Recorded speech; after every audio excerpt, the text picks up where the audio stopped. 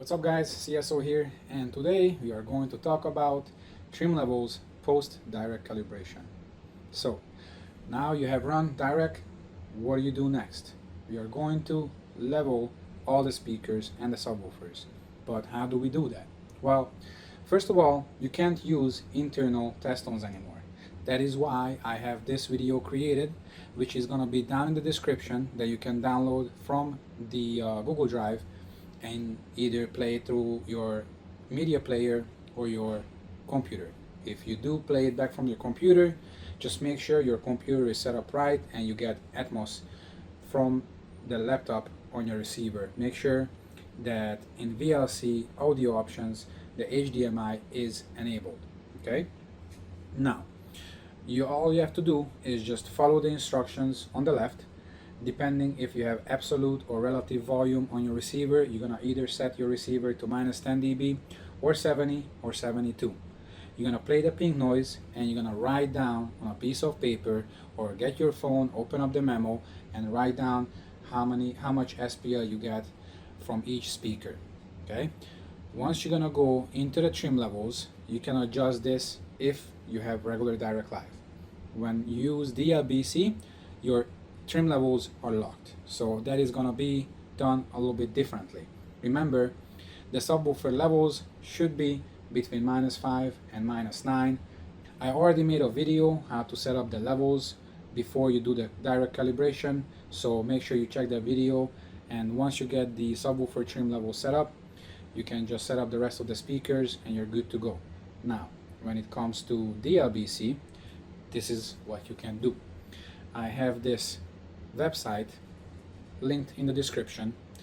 There are actually two websites in one. This is the target curve PEQ, where you can combine the house curve or room curve with the bytecode files, which is going to be basically EQ files, and put them together and create a target curve that you can bring into Dirac and use it.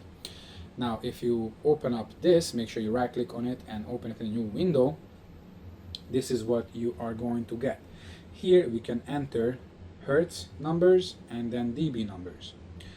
You can play around with this a little bit, but more or less you want to always keep the speaker ones from 10 to 20,000. So change the 24 to 20,000. Or if you mess with the subwoofer, you want to change this to 10, 140, 141, and then 200.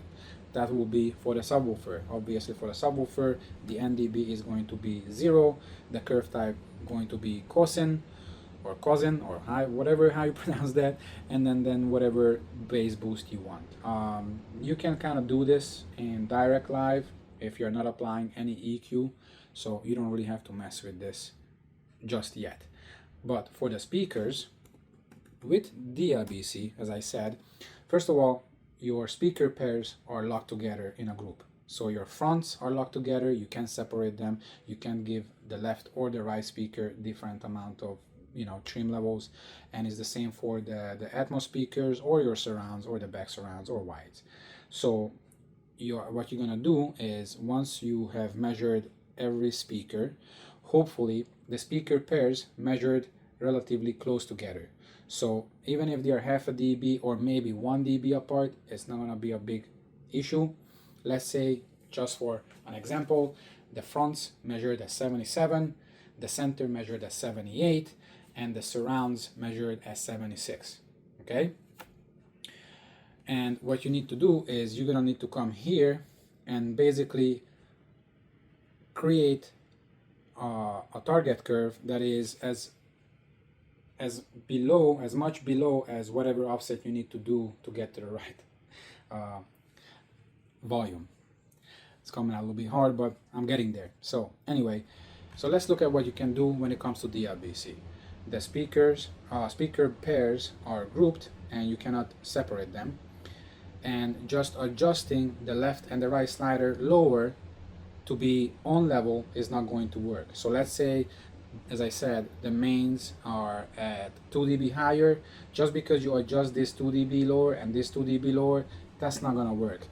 Anything between 200 and 2000 is still the same level. So what you can do is you can go to this website, and first we're gonna imitate what you see in Dirac Live. So let's say the center is at +6 and -2.5.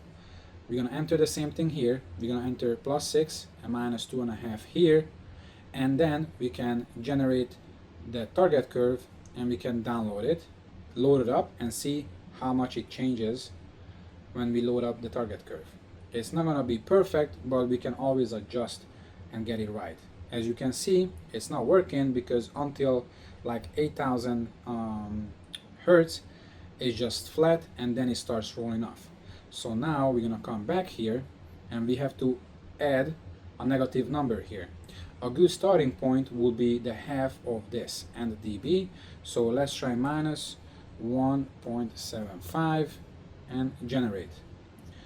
As I said, the curve, I don't know if I said it yet, but the curve type needs to be log linear on the middle. Okay, now we have generated one. Let's download it and let's load it up into the center. Now what we can do that we loaded up is we can change back and forth between the original one and what we just done. So let's click on this and see if the corrected measurement is gonna jump after a few seconds. It always takes a few seconds for it to update, and you're just gonna change back and forth and see if there is a region that is not exactly the same. I mean, a half a dB difference is probably okay, but just me going back and forth, I mean, this is pretty much spot on.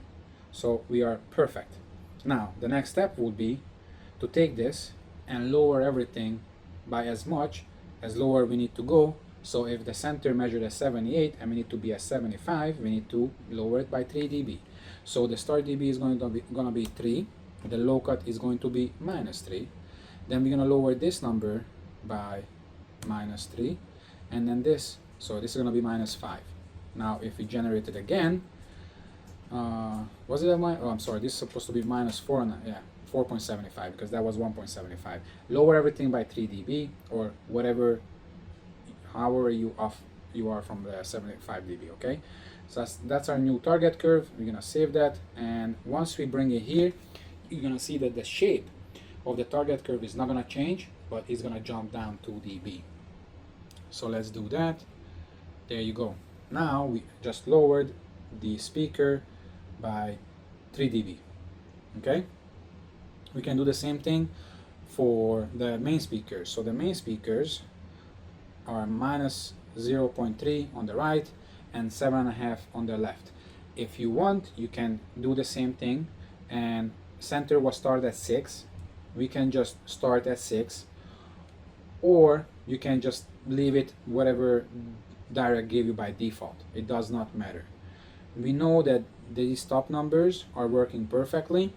Here and here we're gonna enter what we see in Dirac. So that's gonna be either 7.5 or 6, whatever you want to do, and this side was 0.5. Now again, the high cut needs to be half of what the end dB is, so that will be 0.25, and the low cut for now is going to be 0. So this is our curve that should match up with this. So if we load up the target curve, as you can see, it's the same thing. Now if we lower this by 2 dB, so that's gonna be 5.5 -2 -2.25 and -2.5. Generate, download. Now we're gonna go back and load this up for the left and the right, and there you have it. We are 2 dB below. Now let's say the left speaker was a dB high and the right speaker was 2 dB high. Then what you're gonna do? Well, you probably wanna split the difference and lower it by that much. If we are going to lower it by 1 dB, obviously the other one, which was 2 dB high, now is gonna be still 1 dB too high. If we're gonna lower it by 2 dB, then whatever that was 1 dB high is going to be a dB below.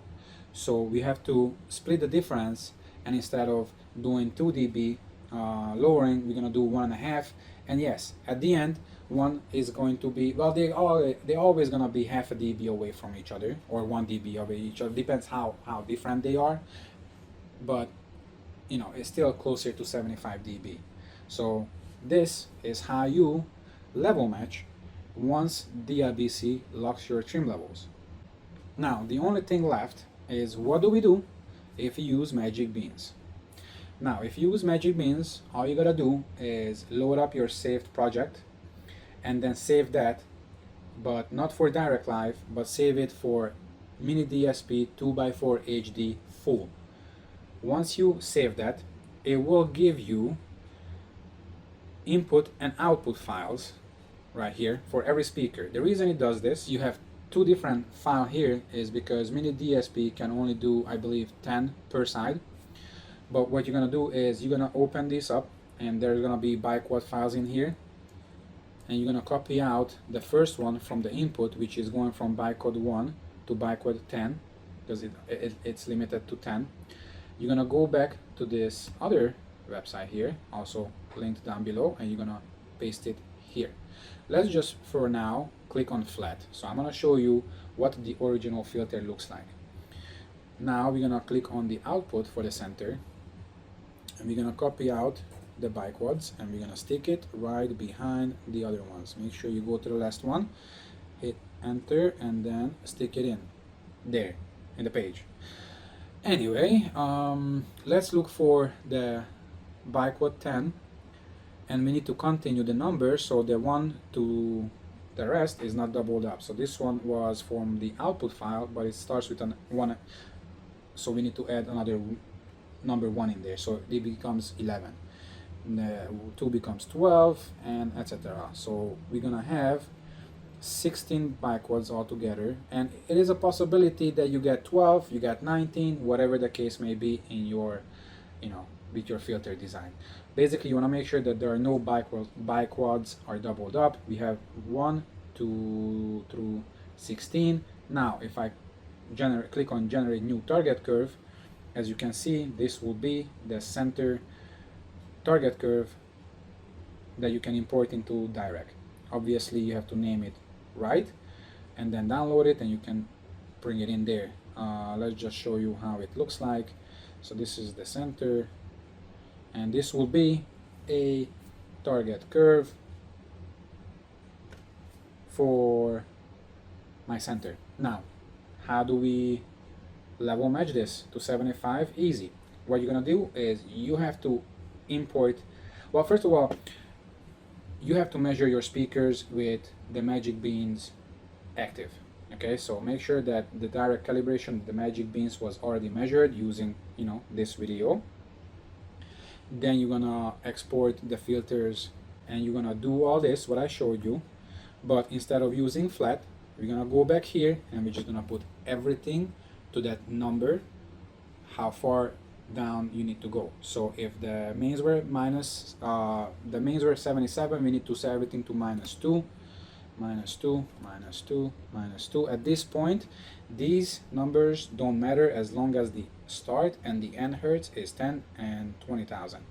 None of these curve types matter, because all we're gonna do here is we are doing a flat -2 dB room curve. Okay, copy this whole thing out, paste it here, and once I click on generate, you're gonna see that the whole curve is, I mean the target curve is keeping the same shape, but it's going to be 2 dB below.